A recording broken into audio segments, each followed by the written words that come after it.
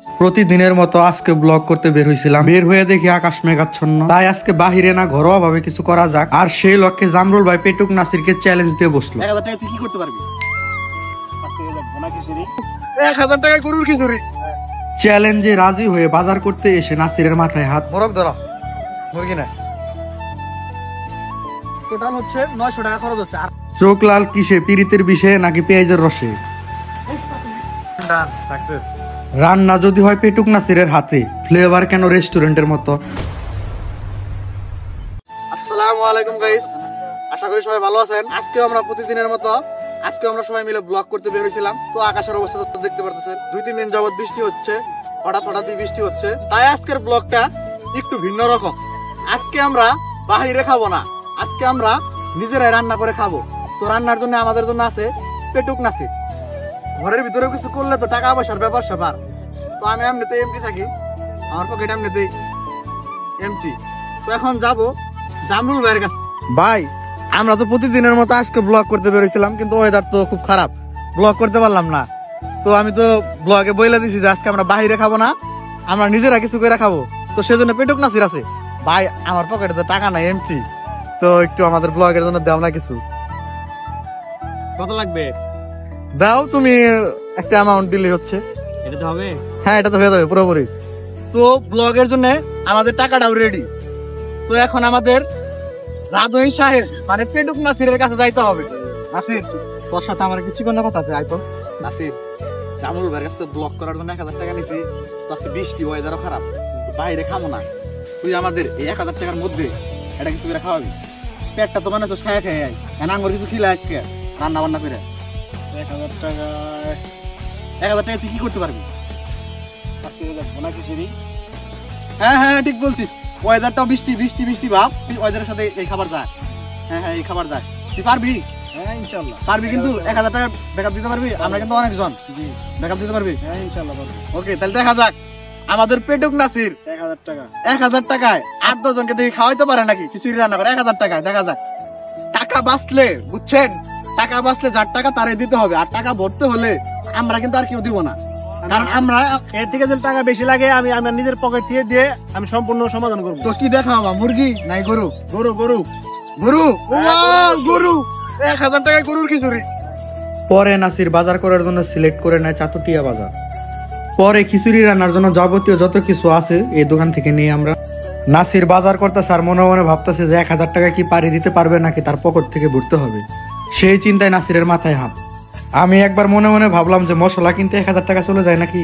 মুরগির যেটা মনে করা বেশি শক্তিশালী, বেশি শক্তি আছে শরীরের মধ্যে, যেটা খাইলে আমার পুষ্টি হবো, হেরাম একটা মুরগি দিবে, বুঝছা? আমাদের একটা সমস্যা হয়েছে, আমরা গরুর মাংস দেখাইতে চাইছিলাম, দেন বিকাল হয়ে গেছিল। তো গরুর মাংস আমরা পাই নাই, সেজন্য আমরা মুরগি দেখাইতেছি। কি আর করার। তো ব্যাট লাখ 550 গ্রাম, কত হয়েছে? 459 টাকা, 20-30 হাজার। ইয়াল্লাহ, কি কও? তাহলে পুরিন অবস্থা তোমার এই পর্যন্ত, এই বয়সে 20-30 হাজার মুরগি জমা করে সারা তো জীবন পড়ে রয়েছে তোমার। আলহামদুলিল্লাহ, আমাদের বাজার শেষ। এই যে মুরগি, এই যে মশলা, চাউল, সবকিছু এই জায়গায় আছে। আদা রসুন পেঁয়াজ, তারপরে হচ্ছে গরম মশলা আছে। টোটাল কত? 900 টাকা। টোটাল হচ্ছে 900 টাকা খরচ হচ্ছে। আর আমাদের ফিরছে কয় টাকা? 110 টাকা। সেখানে হচ্ছে মুরগি আলায় আমাদেরকে সম্মান করে 10 টাকা কম নিয়েছে। বাজার শেষে বাড়িতে আসার পর আমার আর মুক্তারের ঘরে মশলাপাতির কাজ পড়ে। চোখ লাল কিসে, পিরিতের বিষে নাকি পেঁয়াজের রসে? নাসির একটু ব্যস্ততা থাকার কারণে মুরগিটা নাইম চুলাইতেছিল।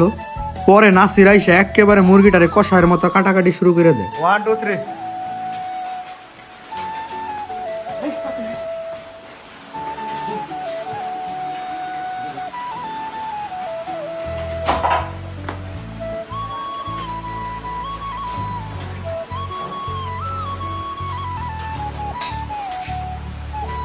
অবশেষে মিশন ডান, সাকসেস।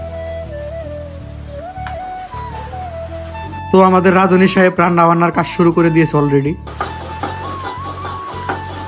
এদিকে যেমন বাটা কষা চলতেছে, বাহিরে তেমনই বৃষ্টি হচ্ছে। বাহ, একদম প্রফেশনাল ভাবে চুলায় আগুন দিচ্ছে। নাসির এর আগেও আমাদের টুকটাক রান্না করে খাওয়াইছে। তো দেখা যাক নাসির আজকে রান্নাটা সম্পূর্ণ কমপ্লিট করতে পারে নাকি। আর জামরুল ভাইয়ের দেওয়া এত বড় একটা চ্যালেঞ্জ, দেখি চ্যালেঞ্জটাও কমপ্লিট করতে পারে নাকি।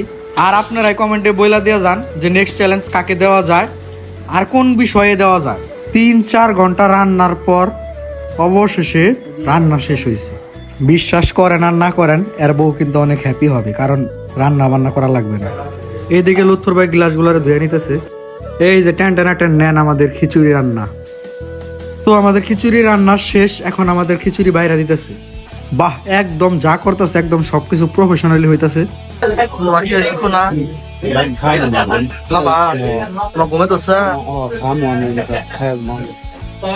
তো আমাদের আরিফুল রে জামরুল ভাই খাবার পরিবেশনের দায়িত্ব দিয়েছিল, তো ও ঠিকঠাক করে নিছে।